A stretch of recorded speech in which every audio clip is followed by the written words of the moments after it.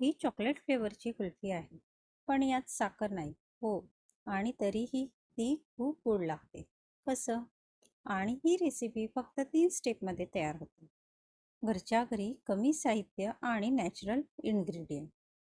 कुल्फीचं texture तुम्ही बघू शकताय, अगदी मार्केटसारखं क्रीमी आहे. तर रेसिपीला सुरुवात करूया. व्हिडिओ पूर्ण बघा. आपण रेसिपीसाठी सॉफ्ट खजूर यूज करणार आहोत. खजूर हे एक नैसर्गिक गोड फळ आहे. यात नॅचरल शुगर असते.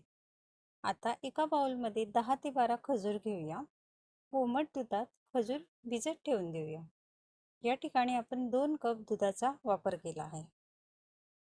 दुसऱ्या एका बाउलमध्ये 1 कप मखाना घेऊया. त्यात 2 कप दूध टाकून ते छान भिजू घालूया. मखाना हे कमळाच्या बियापासून बनलेले. त्यात प्रोटीन, फायबर, कॅल्शियम भरपूर प्रमाणात असते. या ठिकाणी आपण प्लेन मखाना यूज करणार आहोत.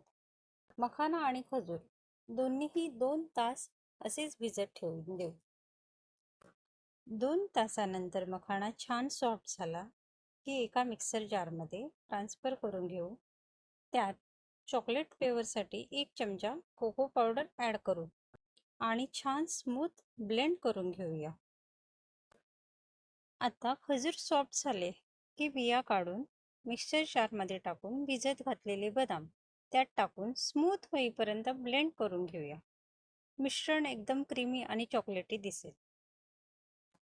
आता एका बाउलमध्ये मखाना आणि खजूरचे मिश्रण एकत्र करून घेऊ आणि तयार झालेले जे मिश्रण आहे ते कुल्फीच्या मोल्डमध्ये हळूहळू ओतून घेऊया. तुमच्याकडे जर कुल्फीचा मोल्ड नसेल तर कागदी कप यूज केले तरी छान कुल्फी तयार होते. आता हे आपले मोल्ड 5 ते 6 तासांसाठी फ्रीजमध्ये सेट व्हायला ठेवून देऊया. बऱ्याचदा कुल्फी करताना आईस क्रिस्टल तयार होणे ही कॉमन प्रॉब्लेम आहे.